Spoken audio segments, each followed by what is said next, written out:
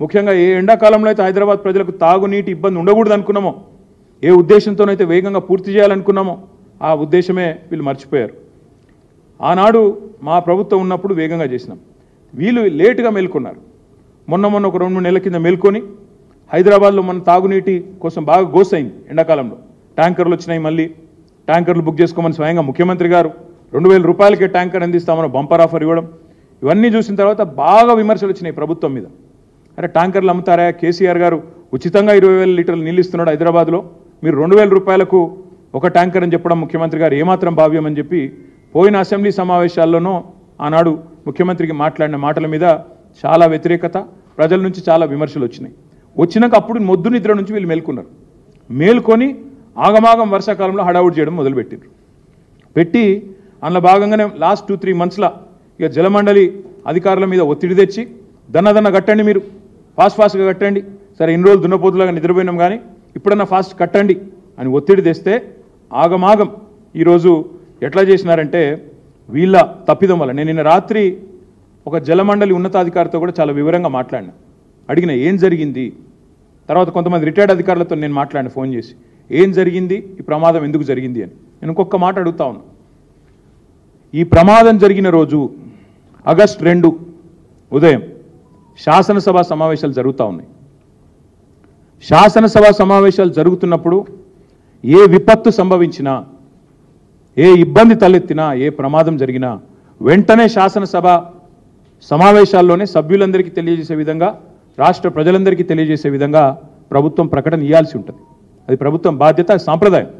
ఏ విపత్తు అయినా, ఏ మంచి వార్త అయినా, ఎట్లయితే మన ఎస్సీ కేటగరైజేషన్ మీద ఒక సుప్రీంకోర్టు తీర్పు రాగానే వచ్చి దనదన స్వీట్లు పంచుకొని కొద్దిగా హడావుడి చేసినరో, అదే పద్ధతిలో మంచి వార్త వస్తే శాసనసభలోనే ప్రకటించాలా.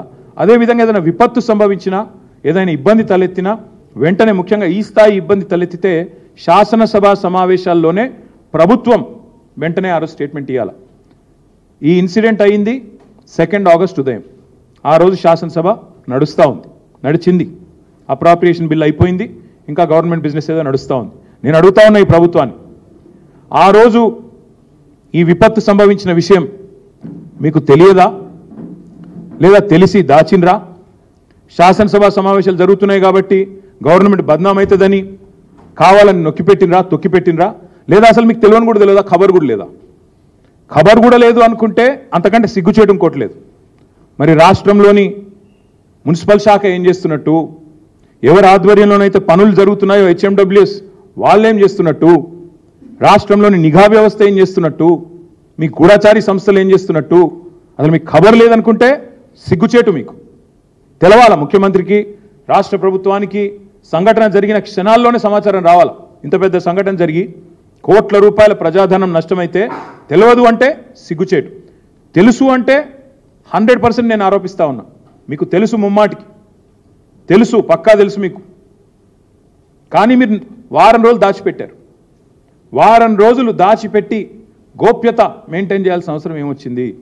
ఇది మీ తప్పని మీకు తెలుసు, మీరు చేసింది తప్పని తెలుసు, ఇది మీ నిర్వాహకం వల్ల, మీరు ఆగమాగం చేయడం వల్ల జరిగిందని తెలుసు. ఇంజనీర్లు చెప్తా ఉన్నారు, వద్దనంగా ఆగమాగం పనులు స్టార్ట్ చేసి వద్దనంగా గేట్లు బిగించారు సార్, ఫుల్ ఫ్లో వస్తుంది, వరద వస్తుంది అని చెబితే వినకుండా ఇవాళ తొందరగా పూర్తి చేయాలని చెప్పి మాకు ఆదేశాలు పైనుండి వచ్చినాయి. ఏవైతే పంప్ హౌస్లో పనులు పూర్తయి మోటార్ల బిగింపు జరిగే వరకు టన్నలు, అదేవిధంగా ఈ రిటైనింగ్ వాల్ ఏదైతే కట్టినారో వాటిని గేట్లు అమర్చే క్రమంలో ఆ టన్నెల్కి మీరు వరద కాలంలో పెట్టకుండా కొద్ది కాలం తర్వాత పెడదామని అధికారులు చెప్పినా వినకుండా ఈరోజు హడావుడిగా గేట్లు అమర్చడం వల్ల ఈ నష్టం జరిగింది. మొత్తం ఆ వీడియోలో మీకు చూపెడదాం అనుకున్న వీడియో కూడా మీరు అందరు చూసే ఉంటారు, సోషల్ మీడియాలో ఇప్పటికే విస్తృతంగా తిరుగుతూ ఉంది ఆ వీడియో. తప్పకుండా నేను మిమ్మల్ని, ప్రభుత్వాన్ని అడిగేది, ఇంజనీర్ల పర్యవేక్షణ లేకుండా, పురపాలక శాఖ అజమాయిషీ లేకుండా ఈ రకమైన ప్రమాదం ఏదైతే జరిగిందో, అదృష్టవశాత్తు కూలీలు షిఫ్టులు మారే టైంకి ప్రమాదం జరిగింది, లేకపోతే అక్కడ ఎంతమంది మరణించేవారో లెక్క కూడా లేదు. అంత పెద్ద ప్రమాదం ఇది. 2 ఎక్స్పాన్షన్ జాయింట్ల మధ్యన ఉన్న రిటైనింగ్ వాల్ మొత్తం కొట్టుకుపోయింది. అందుకే నేననేది, మా పార్టీ అనేది, ఈరోజు మంచి జరిగితే మా ఖాతాలో వేసుకోవాలా, చెడు జరిగితే మాత్రం వాళ్ళ ఖాతాలో వేయాలనే చిల్లర ప్రయత్నం ఏదైతే ఈ ప్రభుత్వం చేస్తుందో ఇది పూర్తి స్థాయిలో ఈ ప్రభుత్వం యొక్క వైఫల్యం.